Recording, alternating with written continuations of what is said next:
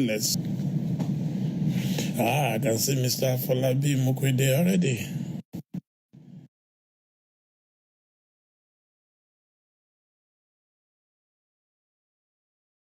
You know, efficient people. I said that's how you know Mr. Efficiency. How are you? Very well, sir. Good evening, Ebony. How are you? We thank God Almighty always, Good. always. You are welcome on this program. Thank you. I am very, very, very delighted to have you. Thank you. Okay, I think you can see me clearly and you can hear me loud and clear. Yes, I can. Our dear viewers, are you also able to see and hear us clearly? From regular viewers, thank you so much for joining us again tonight. Yes. Wow. Okay. So, are you seeing us? If some people are also watching on Facebook, they should kindly let us know that Facebook is okay. Is Facebook okay? What of Twitter? Twitter is fine. YouTube. Okay, we are good to go. So okay. It's a two-way thing. So we are going to play a song that we believe will inspire miracle. Okay. With one more nation undivided and point, we will take us down to defend what is ours.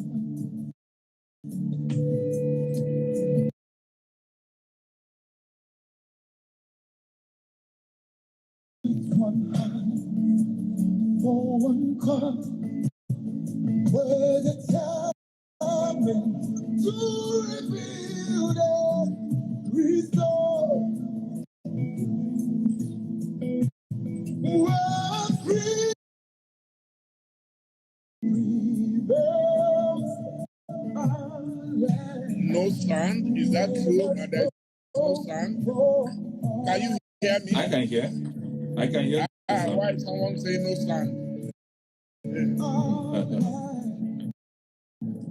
Where there's hope for us all.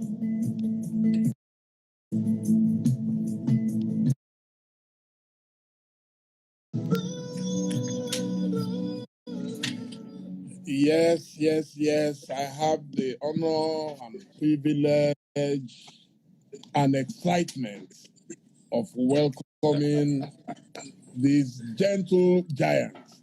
Yes, that's how I would like to describe him. Afolabi Imoukhuede is a gentle giant. Is someone who has achieved a lot very quietly. Well, every now and then you will hear about him because a goldfish has no idea.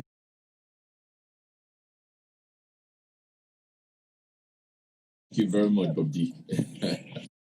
I am holding a copy of your book, which you have generously and kindly sent to me. And I think everyone should find a copy to read. I like the title.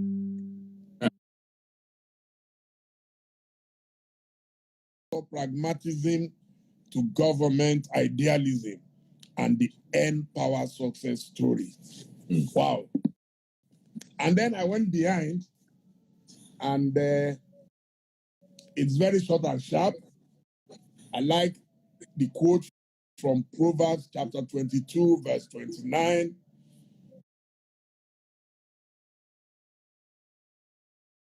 It shall not stand before mean men. It's one of my favorite quotes in the Bible.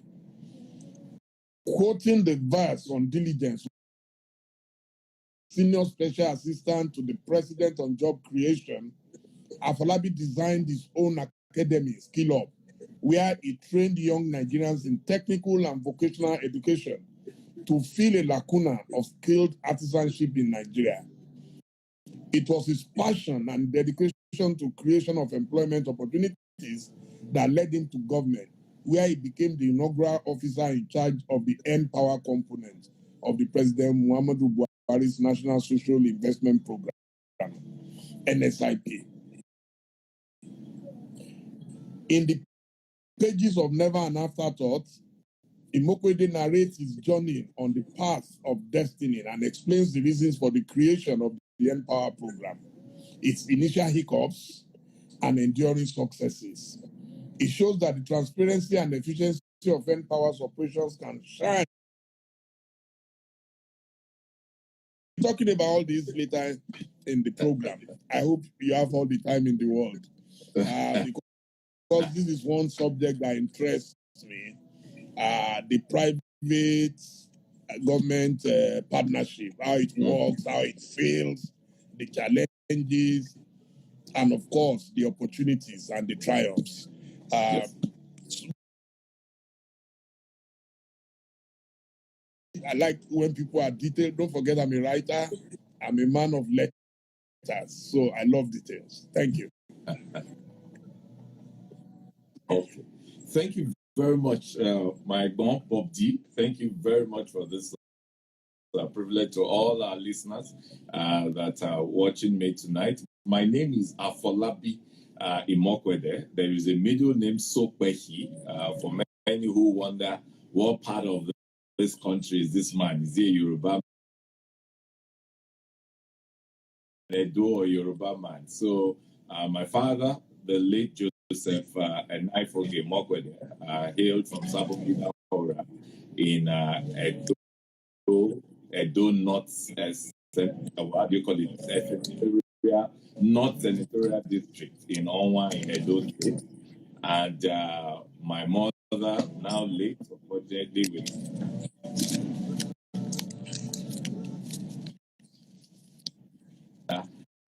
in past tense, Mrs. Olubumi Olayinka Imoukhuede.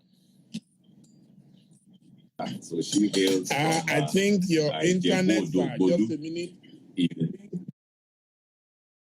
Yeah, it's getting a bit cloudy, foggy right now. And then if you could turn down your microphone a bit, I think it's bouncing back, so we can have a perfect voice. Yes, just a little. Very sorry, dear viewers, but we want you to. This is a very, very, very special guest, and we want you to enjoy this conversation. Now. Yeah, just the volume. If you just lower the volume of the telephone, that's all. No, not this one, not this one. So what's this? Okay. So okay, I think.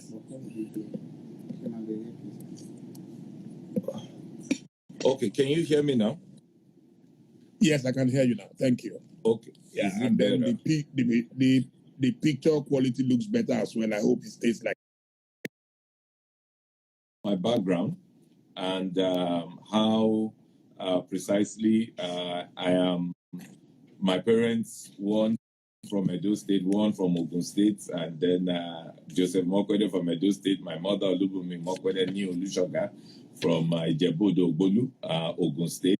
And so that makes me a hybrid Nigerian. Although born and bred in Lagos with a stint in Benin, when I lived in Benin for a bit, when my father, obviously a Westerner himself, lived in Ibadan for many years, loved Ibadan for many years, and worked out of Ibadan in the Western region then, before the creation of Midwest, which then positioned him back to Benin. So by the time we came, I'm the last child on both sides of my father and my mom. So by the time I came, he was now retired Benin, retired but not tired, as the book says a bit about him in chapter 3.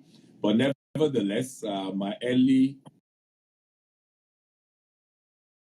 in Benin as well, I attended the Motan Primary School in the late 70s, very early 80s, and then moved on to Federal Government College, Warri.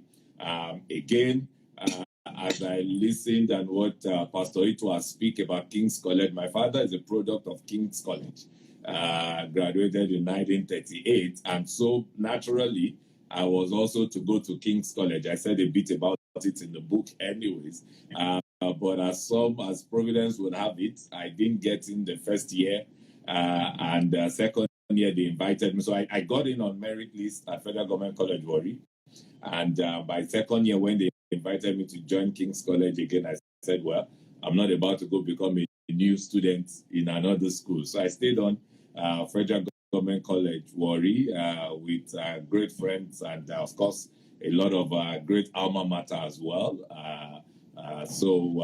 In Federal Government College, Warri. And then, so there I went on from graduating in first as a medical student. My story, so that's where my trajectory starts, the interesting part of my trajectory. So my father's dream was for me to be a medical doctor. Why? Don't ask me. I know he wanted to be a doctor at some point, but then I was for me to be a medical doctor, and I was a science student all the while in Warri. I mean, physics, chemistry, biology, pure science. I think the only non-science that I took was literature in English. So pure science student in University of Lagos for medicine, did my did my pre-med in Akoka, and then moved on to Idiara Balut for my core medicine course. There was but along the line in the Higgy Haga of the 90s with our academic university, as you know, university system started getting staggered in the late 80s with strikes upon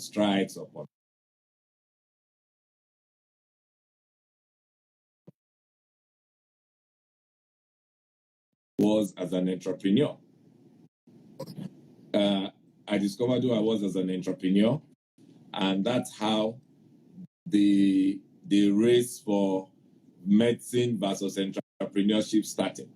But nevertheless, I continued in med school until I think it was 1995, 96. We then had this protracted strike with the then head of state, Abacha, and with ASU and Unilag in itself also had a punitive measure. I can't remember what the details were at the time. And that's how I found myself getting busy as a young man in several entrepreneurship endeavors, which I attempted to detail a few of it in the book, in the Never and Afterthought book. And soon enough, I found out that I think really decision to leave medicine in 1997 and then traveled on to the States to pursue my own dream.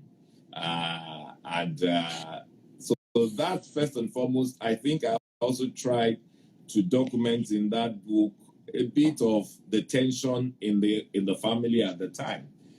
Because in the words of my mother at the time, she would say to me, certainty, uncertainty. Meaning that you have something that is very certain, and yet you want to leave that to go for something that is not assured. Secondly, at the time, still remains competitive costs in our Nigerian educational system. And she was like, you know how many people want to get into medicine and can't be in medicine, and here you are in medicine, now you want to also leave the medicine. Nevertheless, I did leave, and I don't regret. I never regretted it for a day. And when I came to the States, I then pursued my entrepreneurship dream, and hence I graduated as an accountant in the States out of Rutgers University in New Jersey. Just also, part of it also, in that book, I also explored, the journey and the portraiture of choice and decision making. What happened with me was in between so when I started in the 2-year community college in the American system. And at the end of that, of course, I was graduating that diploma course.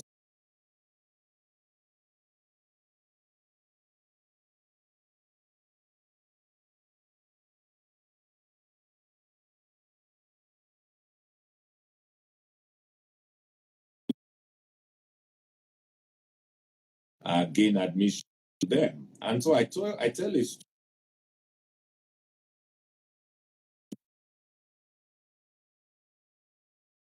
And but because time I asked, the question I simply asked was, which companies come to your school to recruit? And they gave me the likes of notable companies like Johnson and Johnson, Rand, Xerox, global companies like that. But I had a vision. And my vision really was to work with the best accounting firm there is.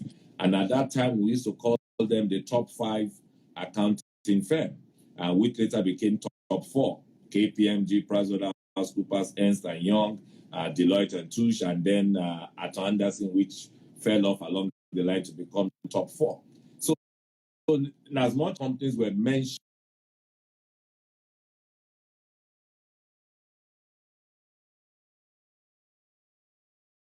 full scholarship of my dream with Rutgers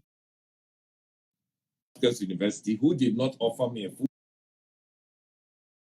accounting firms came to Rutgers for their recruitment. And that's how I made that decision to sacrificially pay out of pocket over a full scholarship from another university. And so, obviously, a year before I graduated, by the grace of God, I had offers from both PricewaterhouseCoopers and also from KPMG. So what I did in trying to have the both worlds, I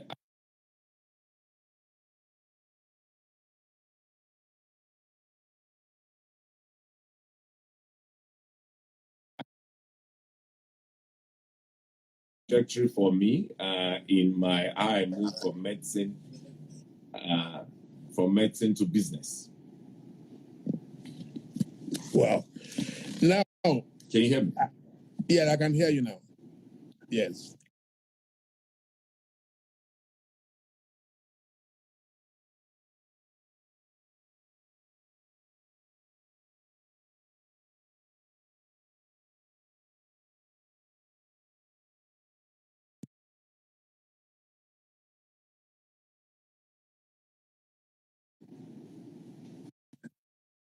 It seems to be failing. Did it go off on your side just now? Yes, I think it was pulling a bit. Maybe I should change network. I don't know. Yeah, maybe.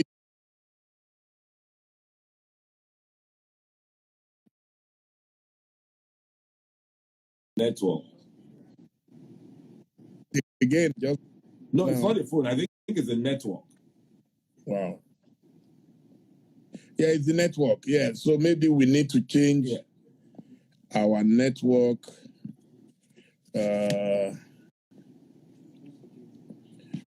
Okay, see if you're able to change yours so that we then know if it's mine or yours.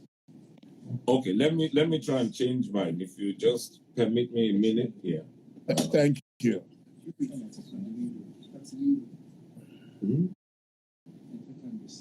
Is it the network? Put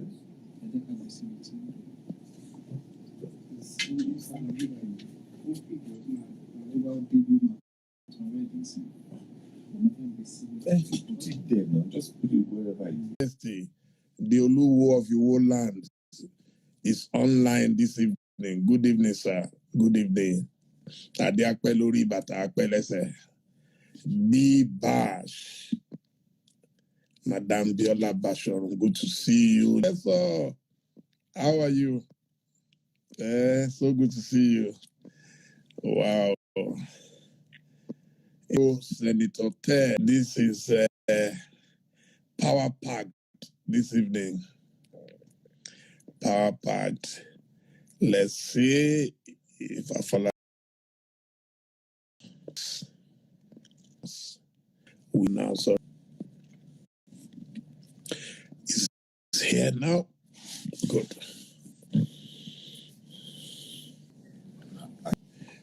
In fact, my publisher, by the Hammer, he's one of my schoolmates, and yeah, I mean, so I'm very proud of you. You were talking about I worked there in the States for a few years, and that was how,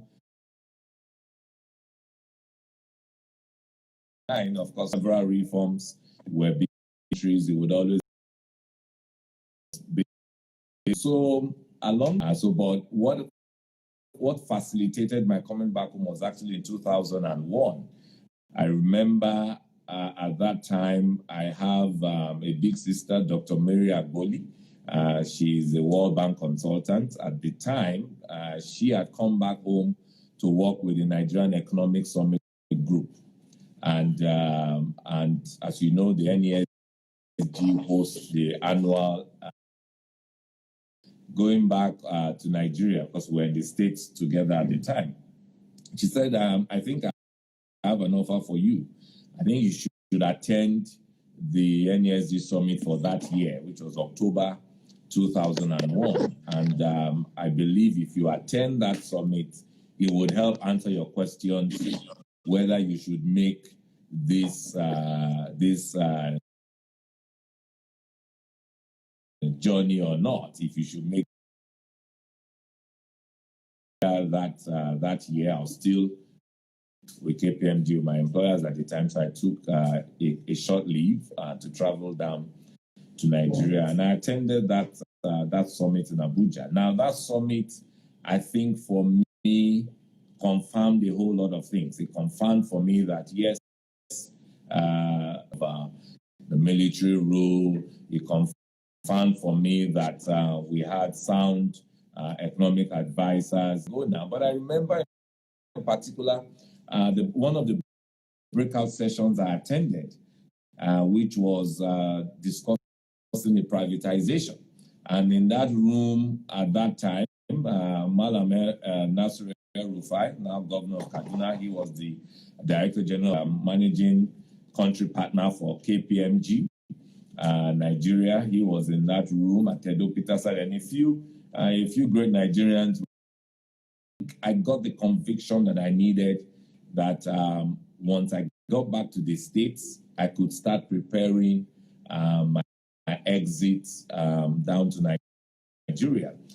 So that's how I started working on trying to disconnect myself from the States to come back to Nigeria. Then I also remember the networks because, again, I was now in the Washington, D.C., Maryland area. World Bank is in D.C., so I had quite a few friends and networks in that project that the World Bank Group had set up, which was the Africa Project Development Facility, APDF. And the Nigeria office, the country office for Nigeria, was just being newly set up, because before that time, Nigeria was manned from the Ghana office. And so with several networks, I started picking up what you call short-term consultancy jobs, even though I was still in the States, but then I would use my leave time and things like that to take on some short-term consultancy jobs. So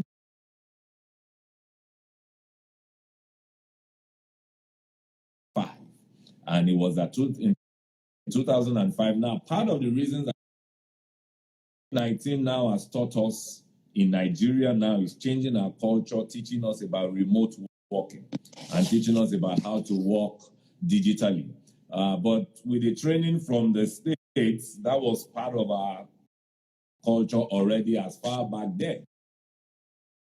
So I realized that when I come into Nigeria and I open some doors or open some business links with the intent that, okay, once I go back to the States, I'll follow up with emails and move on from there. It just never worked.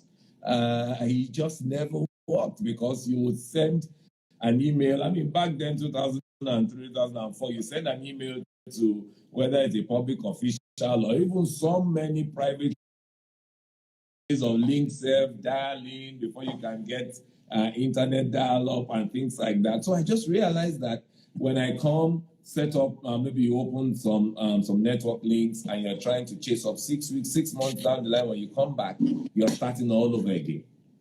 And so I realized that if you're really going to do this, then you're going to do this. If you're not going to do this, then you're going to stay back. So I had to take that decision. And 2005 was the year that I finally left the States and then moved back to Nigeria for real.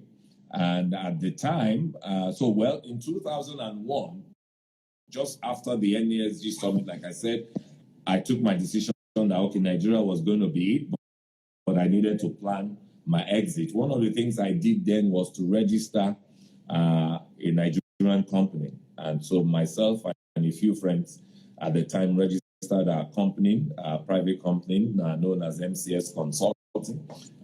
So we registered it at the time. My lawyer, who helped us in the infrastructure company, a lot of progress has moved on as well. So when I then came back in 2005, there was then again another choice. Do you want to go work for companies, or you want to build your own enterprise? And I think I took on that decision to build my own enterprise. And again, working with some local networks here, some good egbons. I remember precisely Dr. Adekoya at the time, now of blessed memory, who also helped me with opening the doors. Because the challenge I had in 2005 was a lot of my own colleagues at the time were also just starting out in their career. So many of them were at mid-level in their career. They were not decision makers per se. And so here I am running a business where you need decision makers to network with. So at that point, therefore, I needed to rely on some useful, some egbons who were ahead of me, but who believed in my vision, who believed in me, and they also helped to open a few doors. I enumerated a few of it in of how we started, and it was one of such projects under the MCS Consulting that I experienced firsthand that of technical vocational. When I went with my team of consultants that we were. I was a project manager in construction project. And on getting there, we got to site, and the first question the client rep there asked me, where are your people? I was this is us. The fact was and now is this your people? I did the ones going to carry the block, and I said, no, we are the consultant engineers. We'll hire the labor and the. He said, hey, okay, no problem, good luck. Anyway, then took us around site, whatever needed to be done and what have you. And then we started, and the first week we realized when we even want to find the first shock we had was the work culture. A lot of our workers then would want to go to site at about 9, and by 3, 4 they want to leave site. And I'm like, my training teaches me that you're on site by 7:30, and you really, I mean, you walk till about 5, 6, night and things like that. So that was my training, that was my experience. So best quality of work we got from the locals at the time were from people that came from Aba. So after 2 weeks, we realized if we continue, we need to rejig our model and what have you. And he now laughed. He said, "Hey, when are they telling at that time? You thought I was joking. We were expecting you to come with your team, not just your orgas. The orgas at the top." Anyway, that was how we came back and got all our workmen from Lagos to come down to Port Harcourt, change the model. We now had to get a guest house and what have you to accommodate them, how to get a bus to bring them to site and take them back, how to get security, because those were the times that the Niger Delta area was still a bit tricky. We thank God for the peace we have now in that region. Anyway, that was when the inspiration for Skill Up came. Was far back then, 2005, 2006. Come this, because even the workers we brought from Lagos, truth be told, they were not Lagosians. They were Beninois and Togolese. I think, of course, a few were Nigerians. I remember there are which you call POP, and all the internal works is a well-trained Nigerian. His story is again a different story because it's actually a chemical. I think, yeah, he's a well-trained engineer, but he chose so those were called business.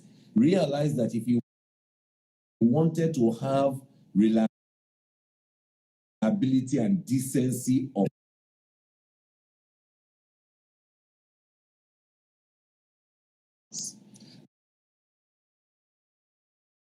in the 70s, when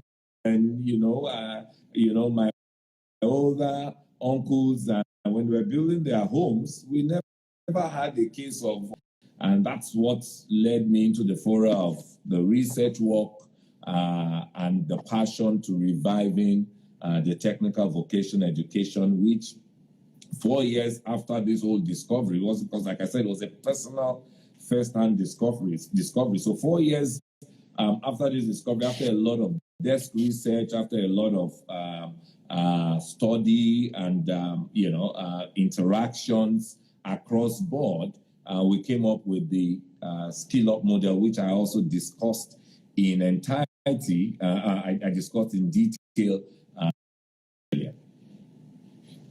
Fantastic. Now, this issue of vocational work, I always like to cite the example of Ghana. Yes.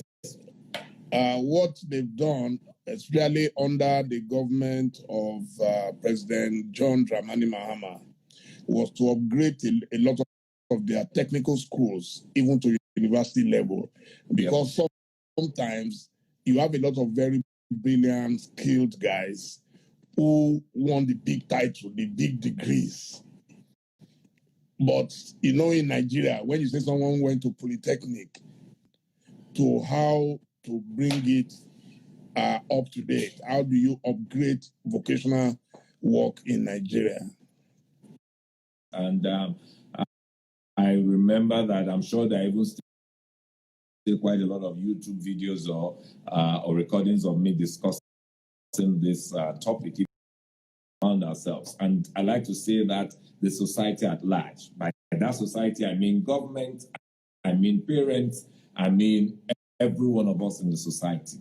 And I always like to cite the example of the way the educational system, the universal basic education, which says that 3 years junior secondary or junior high, depending on whatever part of, because I read junior high, junior secondary, however way it goes. 9 years is that global universal basic education requirement.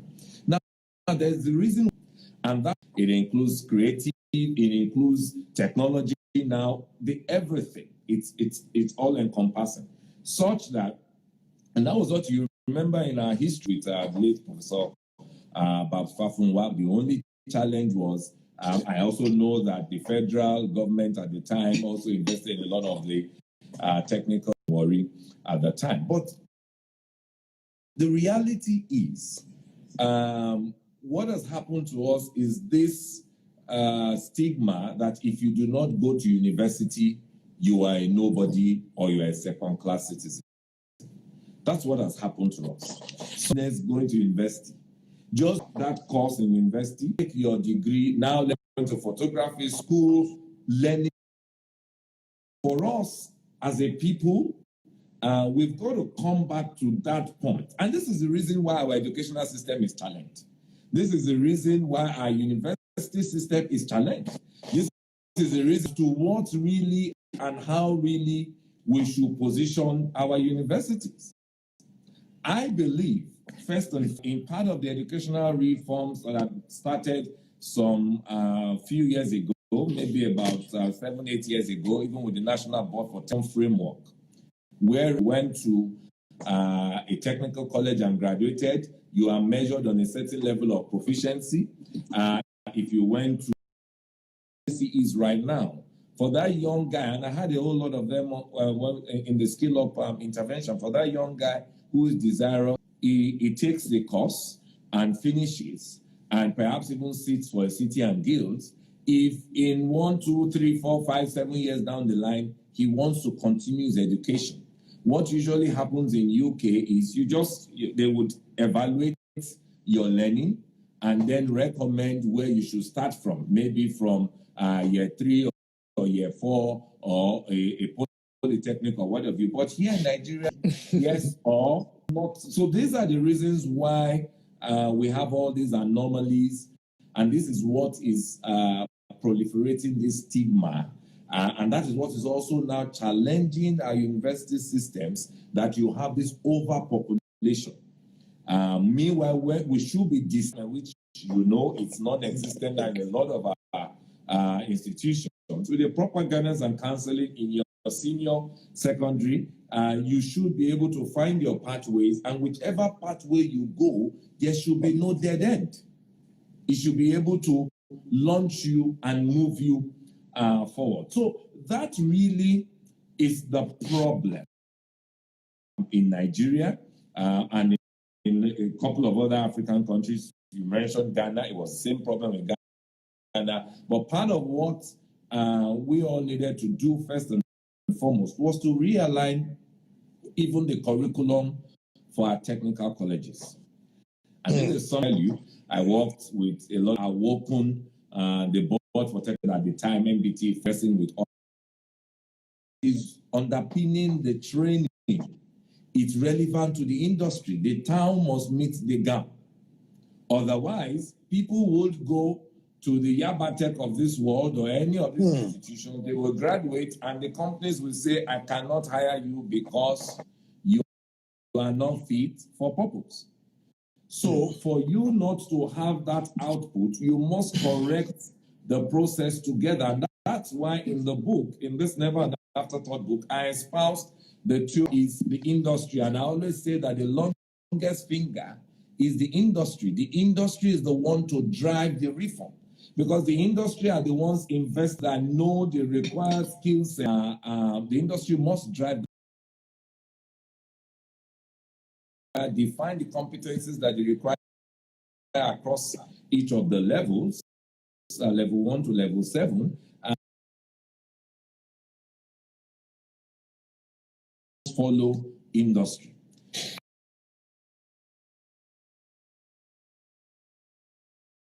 Then is what you call the training provider is the Federal Polytechnic, whether it's, then after the training provider, that is a group of our academia that have been so neglected over the years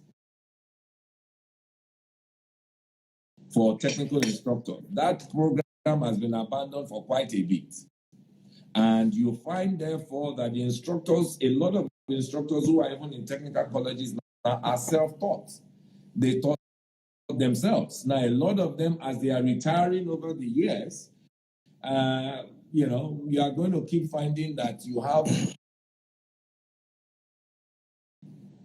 Then the last but not the least, of course, in addition to the instructors, it is also the workshop assistants.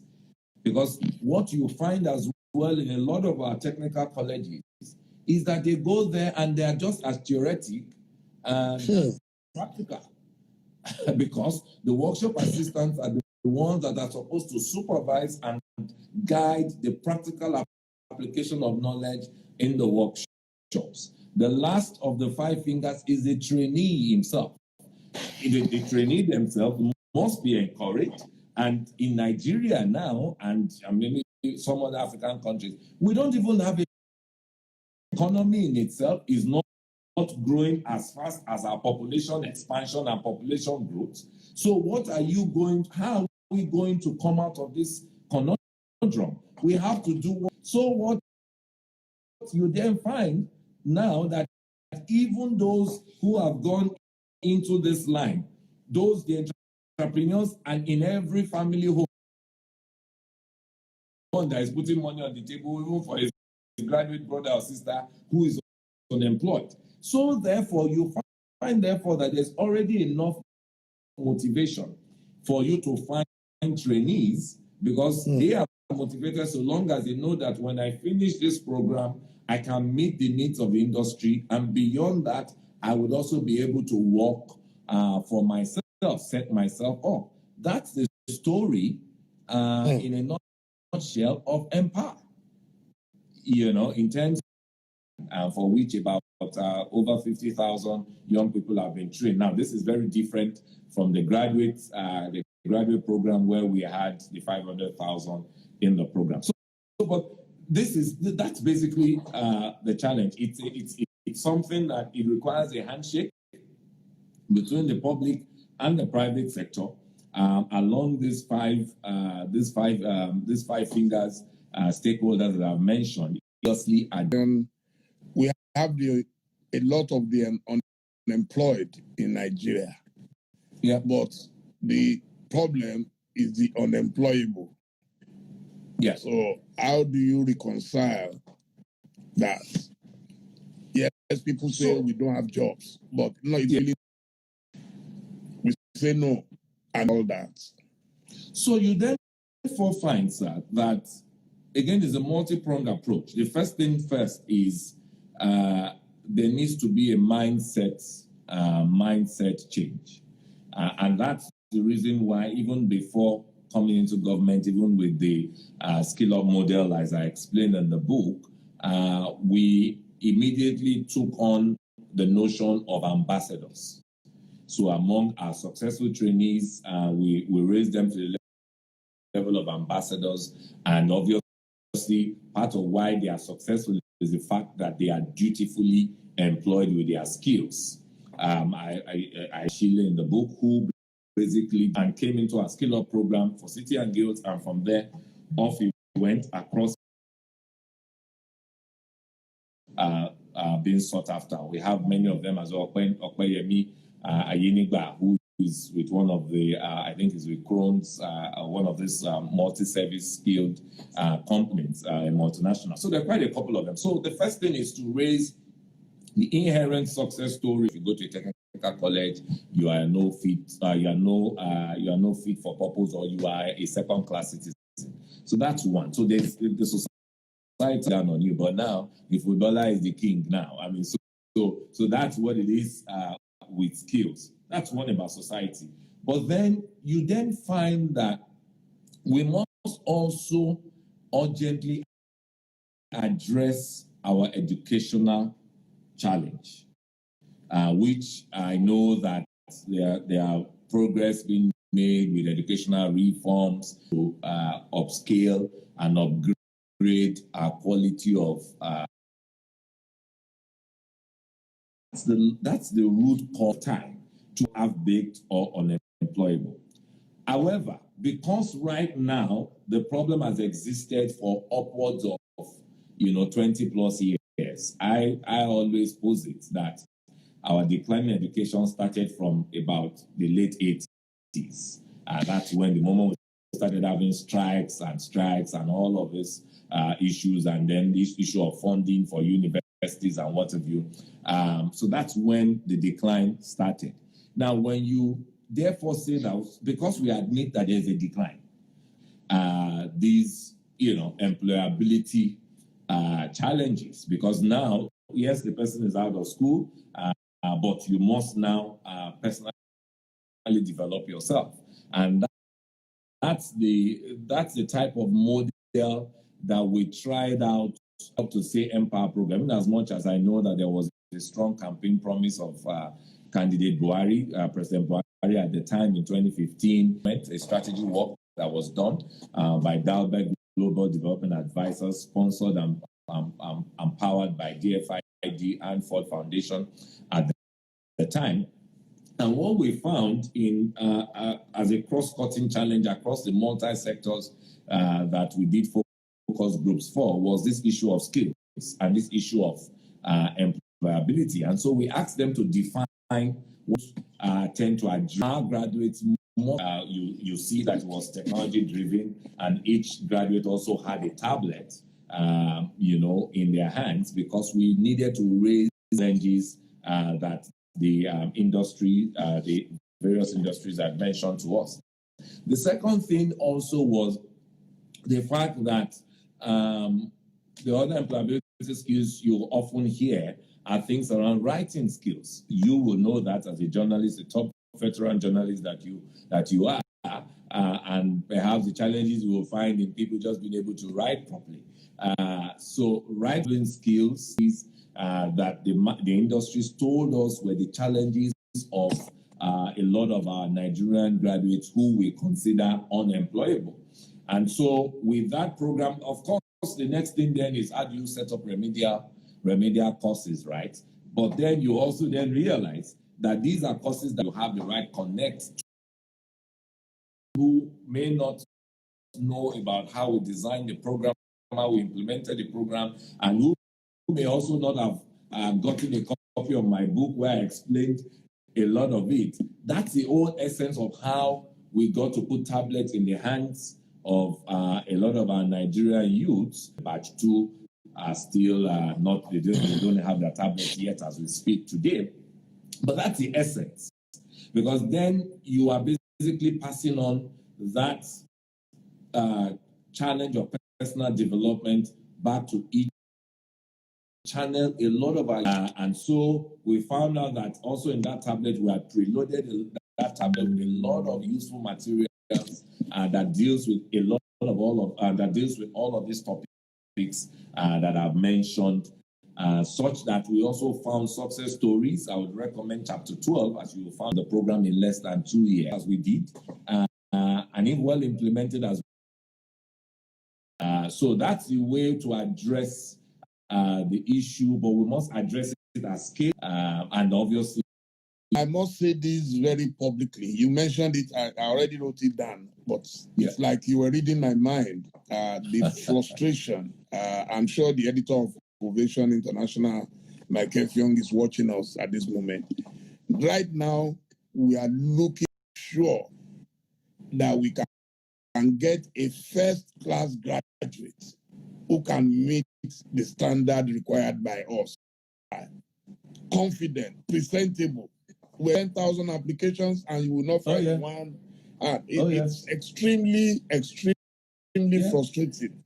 And my advice, and since we're discussing this now, is that people should train themselves. It's not enough saying, I am getting a certificate. You must be prepared. Look, if you look behind me, I have books all around here. every day I get new books, whether I can read them immediately or not. And I don't know. Again, don't you think we have too many universities in Nigeria that are not up to standard? I know it's political, but I mean, we must begin to do the right things. Otherwise, we should stop complaining. I mean, those who went to Unilag, went to Ife, they can't find jobs. Not to now talk, I don't want to mention some places that I know. You go there are some. You need to, as policymakers, as regulators, and as those of us who are public servants, we must always also know the appropriate place to put our incentive.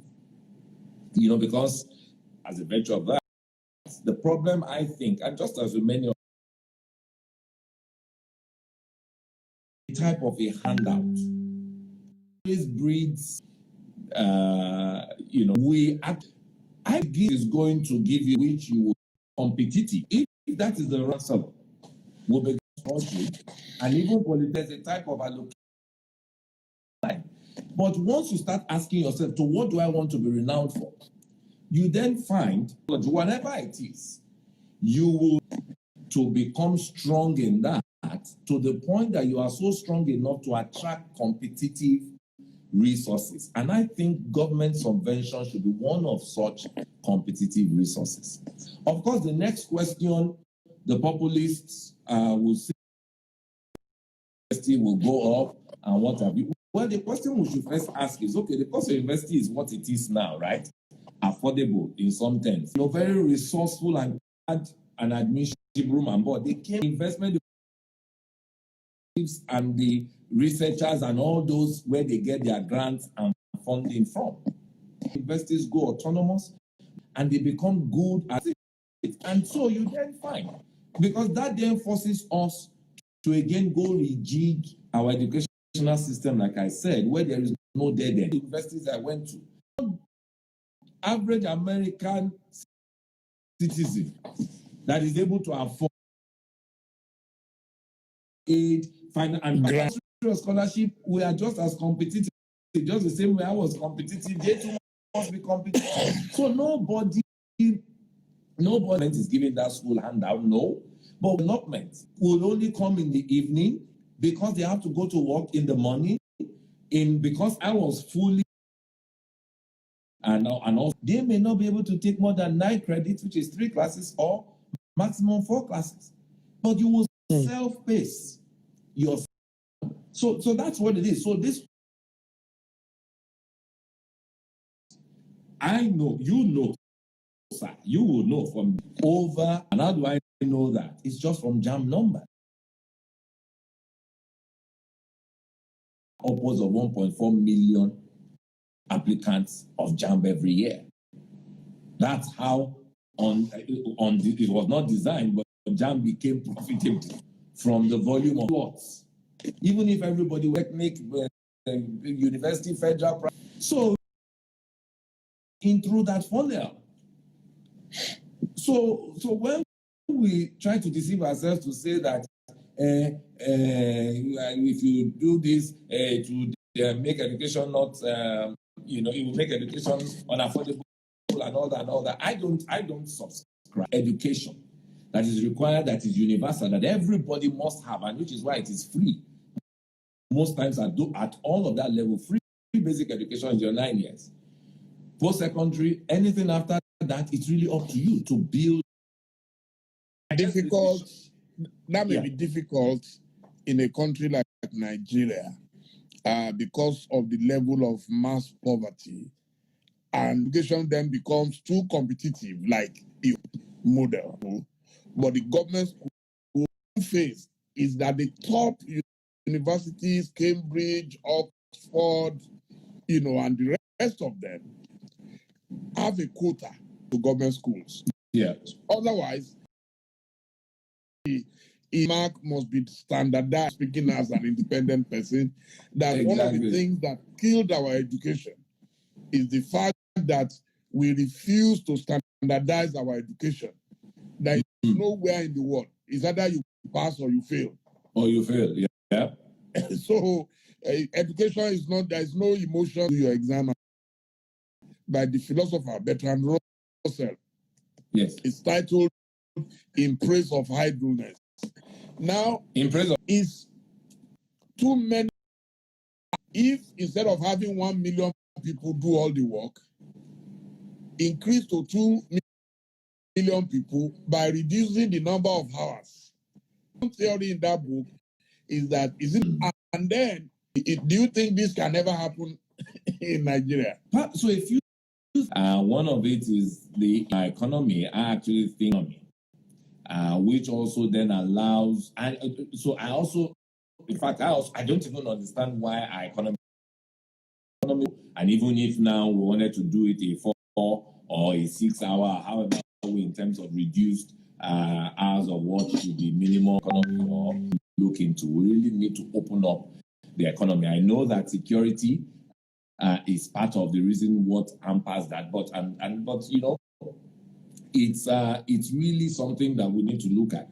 If you can, I remember when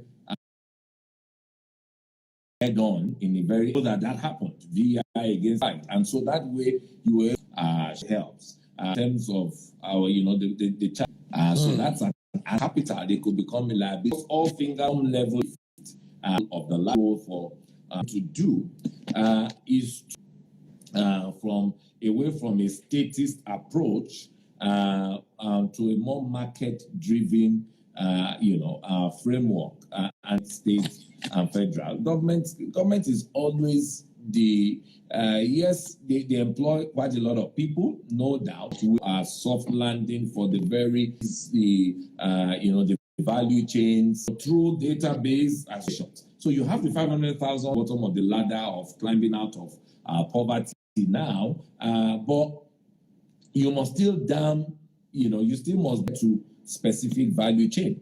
Even those who were not in the Empire program, maybe the 2 million or odd 1 point something million that didn't get these, you know, to the value chain, that the things that we must do, foster the solution and look inwards to be able to use some of these resources that we have invested in to take on, I mean, some of the government loans, the government enterprise loans across country, whether it's the Jeep and all that, rather than go country. They basically just to our states and local government have a lot of work to do, and those were my recommendations in chapter 15. We must become very good students of leverage.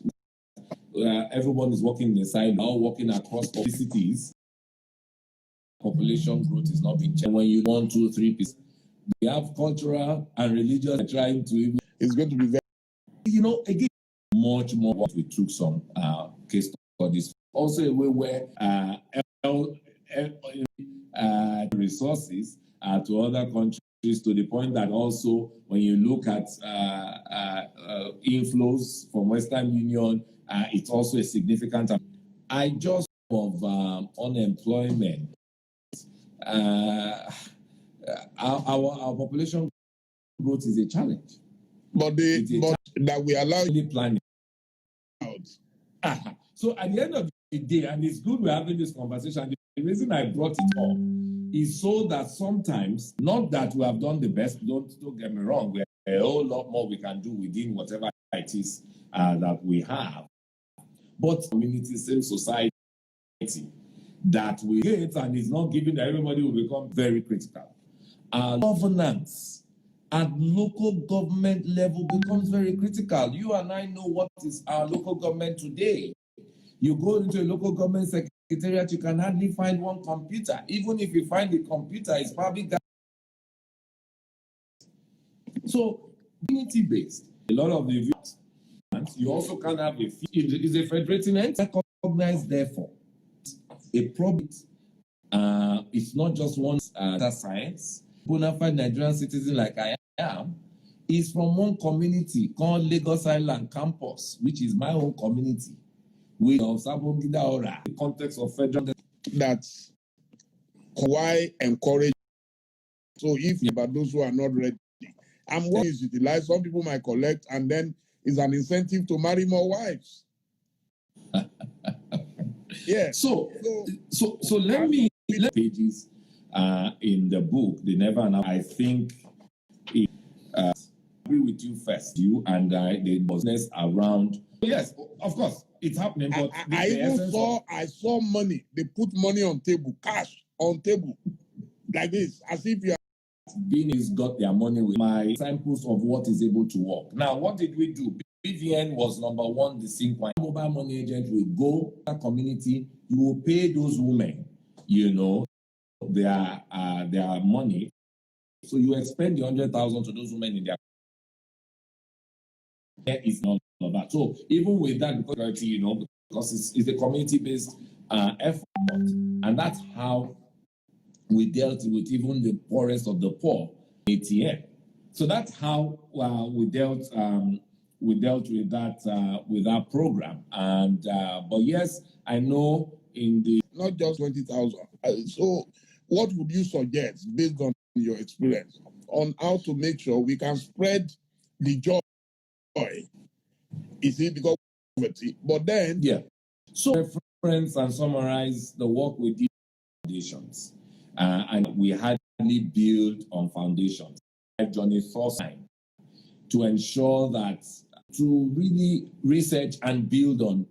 So 3 million. 3 million has the session. I'm just saying that whilst I do agree that we are now, but at least you have a platform for anybody, and it's our commonwealth. To a lot of us, Raji Fashola in his office, I was worried. Underscore that point. That's so important that we've almost up. This is very, very also credit giving is very important.